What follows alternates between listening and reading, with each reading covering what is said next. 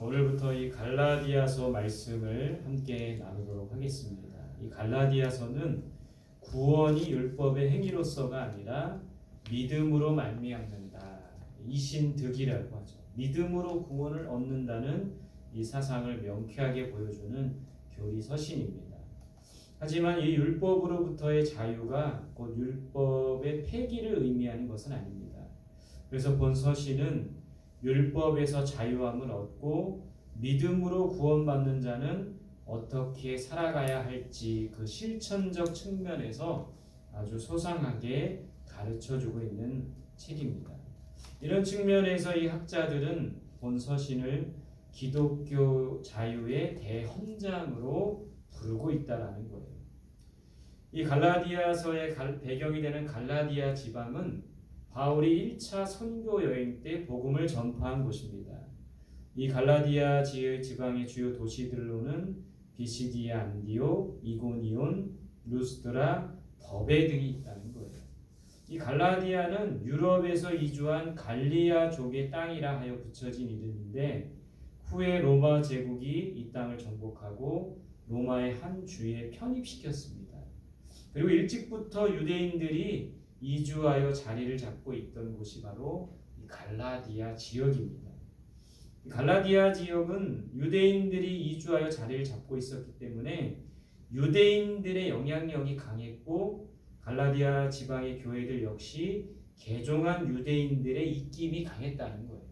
그런 배경이 있기 때문에 이 갈라디아서는 율법에 대해서 강조하는 것처럼 보이고 있습니다.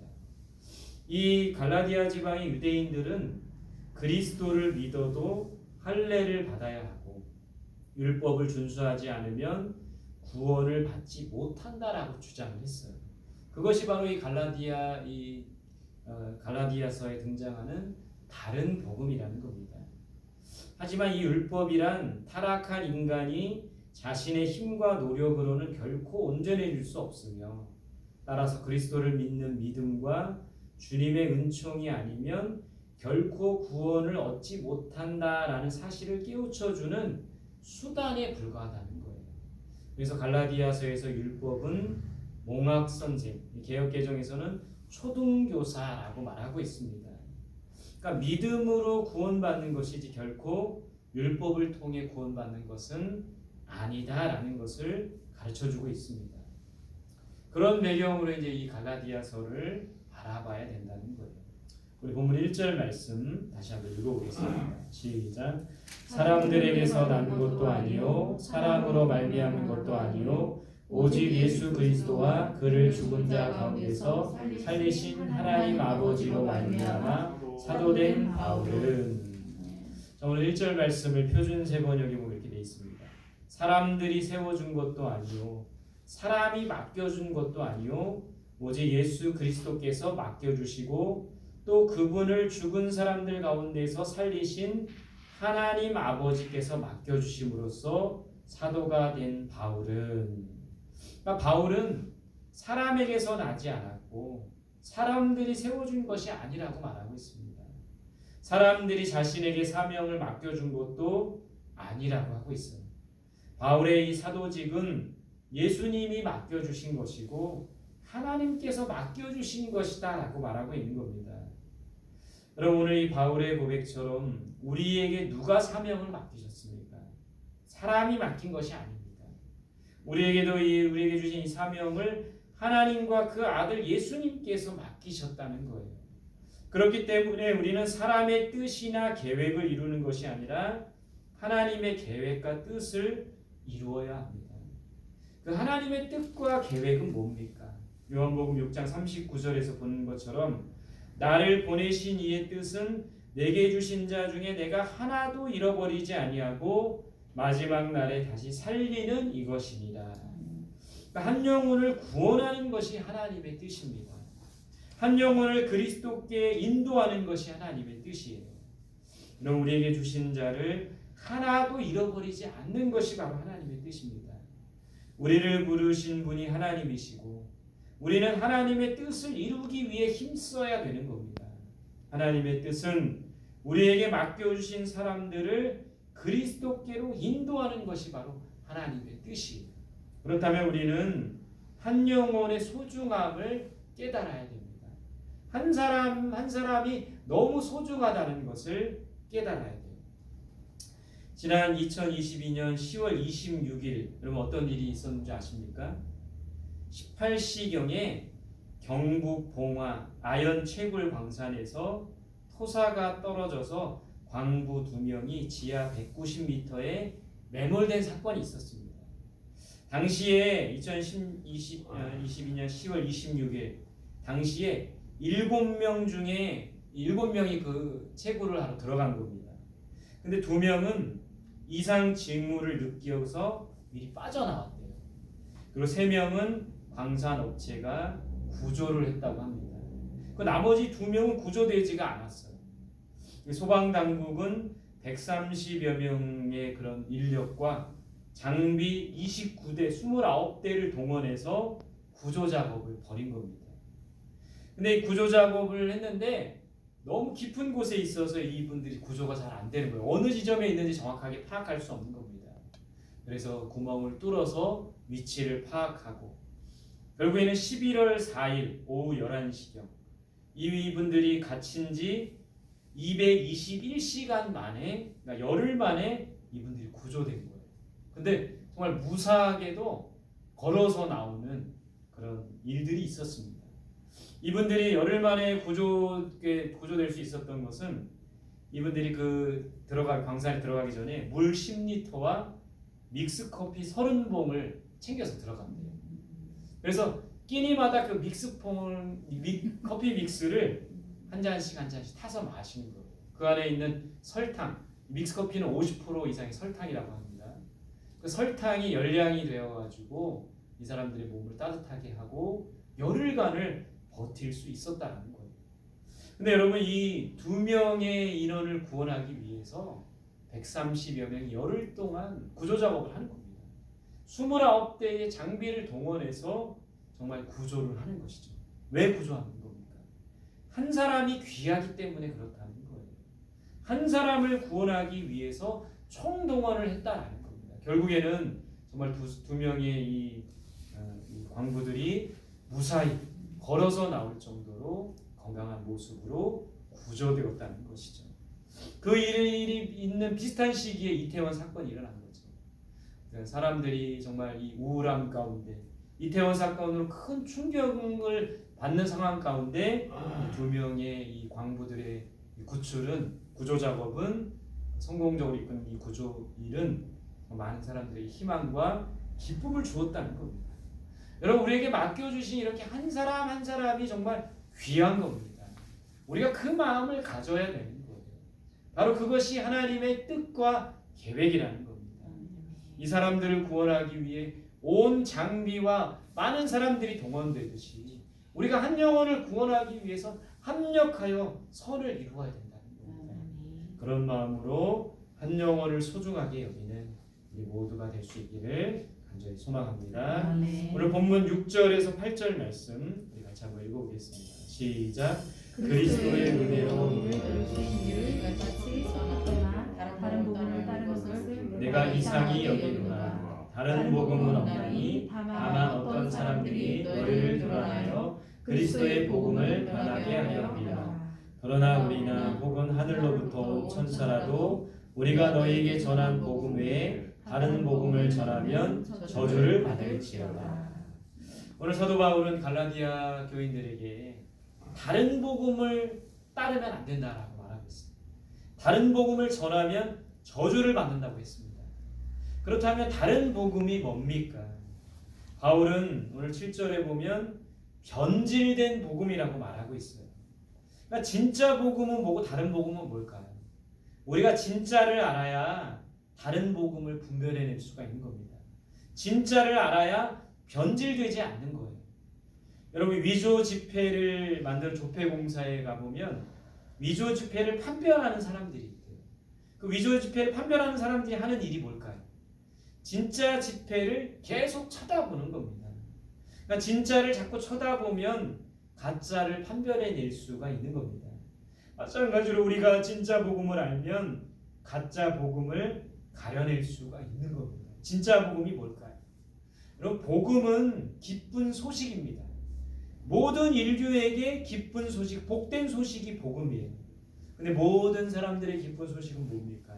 오늘 본문 4절에 보면 그리스도께서 하나님 곧 우리 아버지의 뜻을 따라 이 악한 세대에서 우리를 건지시려고 우리 죄를 대속하기 위하여 자기 몸을 주셨으니.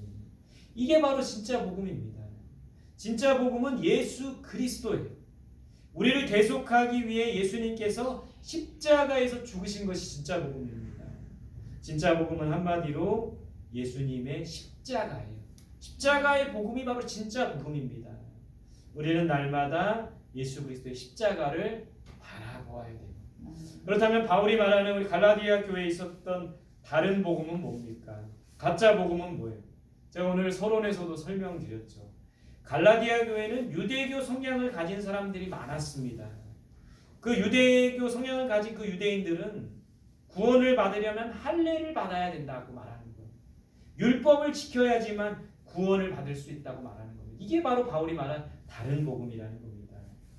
할례를 받아야 구원을 받고 율법을 지켜야 구원을 받는다는 이 다른 복음은 이방인들을 구원하는 것에 큰 장애, 걸림돌이 됩니다. 왜냐하면 유대인들은 태어나면 의례 할례를 받았지만 이방인들은 할례를 받지 않았어요.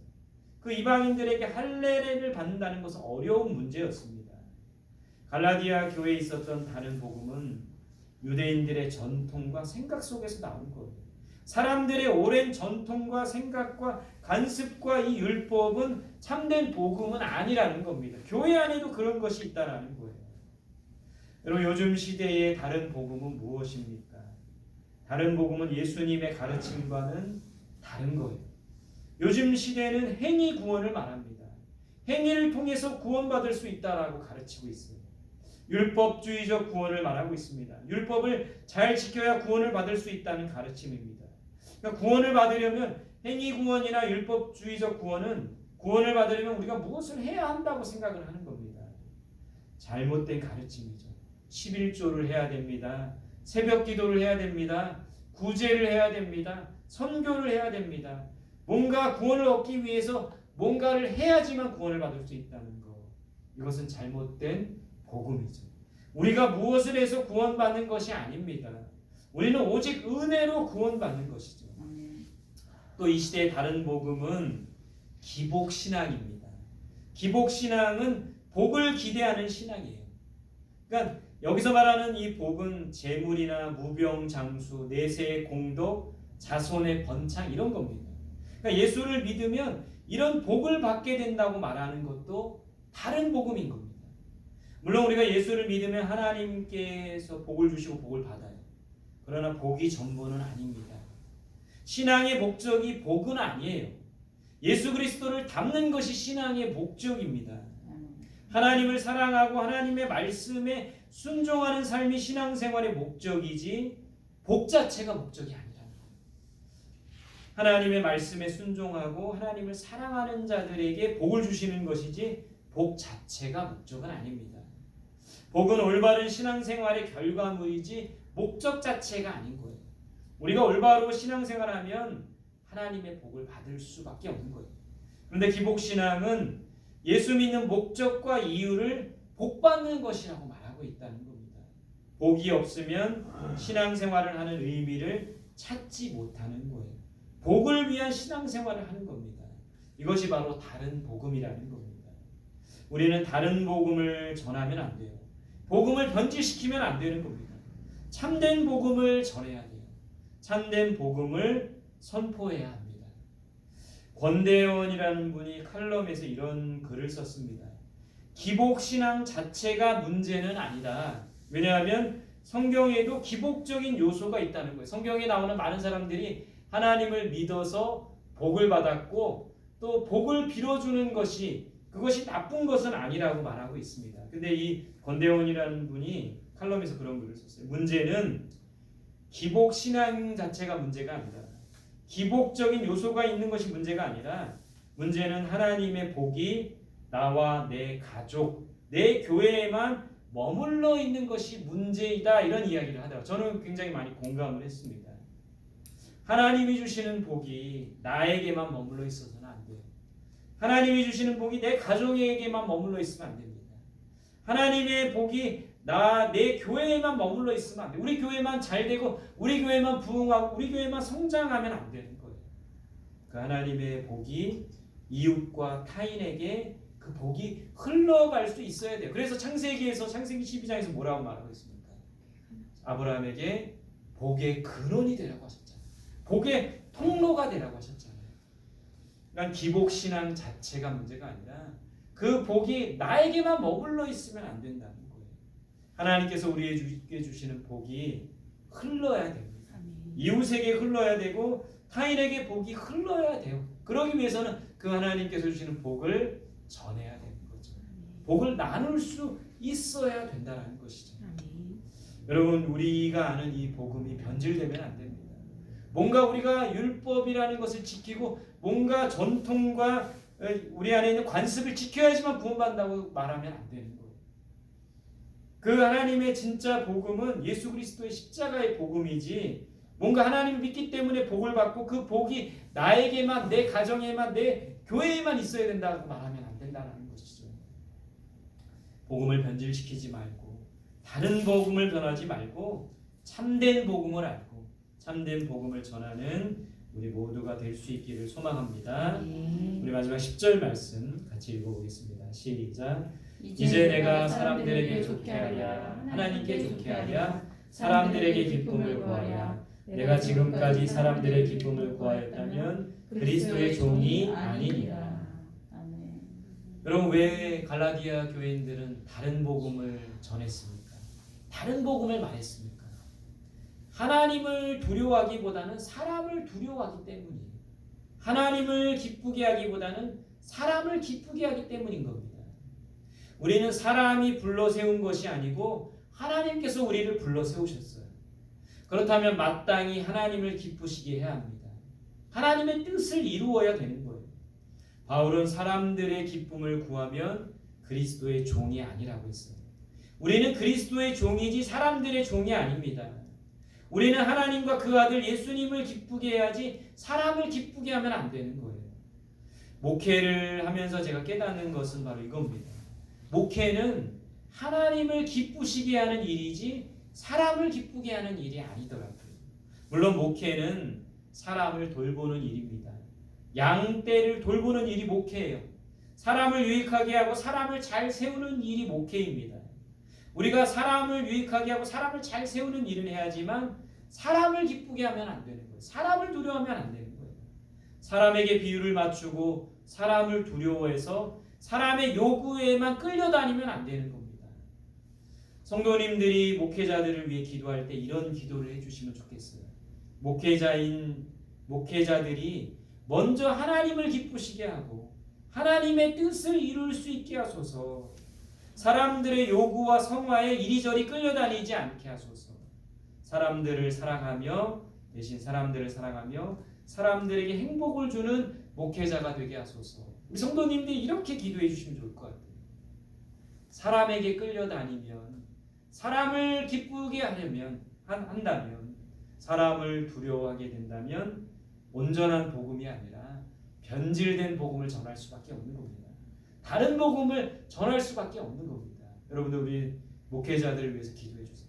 변질된 복음을 전하는 것이 아니라 정말 참된 복음을 전하고 변질된 말씀을 전하는 것이 아니라 참된 하나님의 말씀을 전할 수 있도록 그렇게 여러분 기도해 주실 수 있기를 간절히 소망합니다.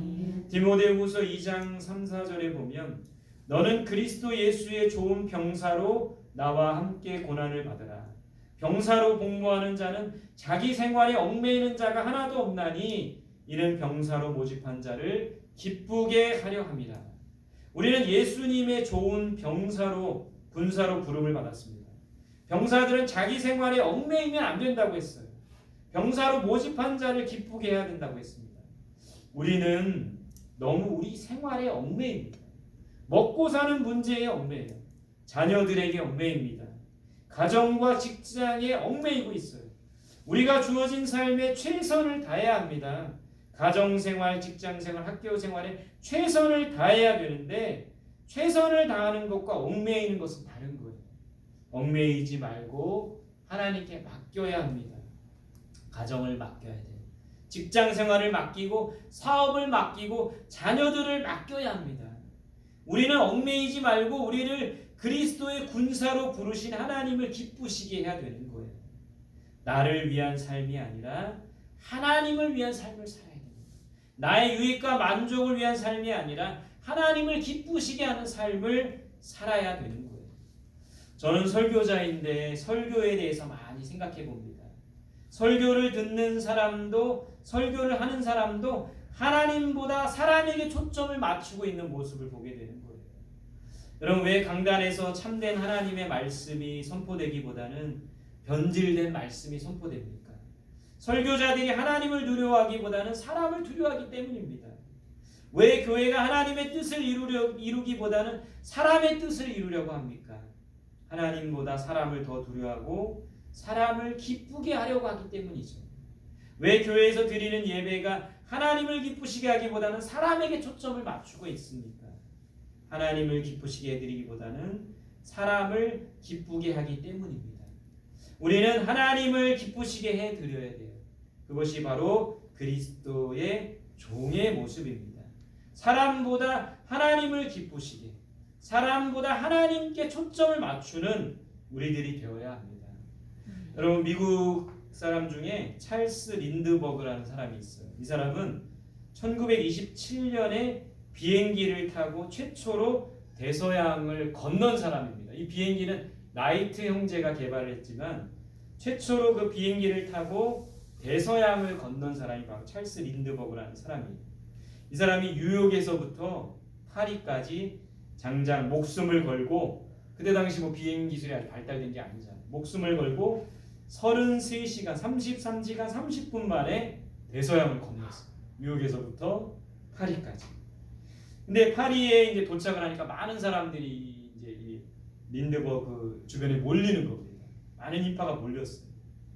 그때 이 파리에서 한 담배 회사가 이 린드버그에게 제의를 합니다.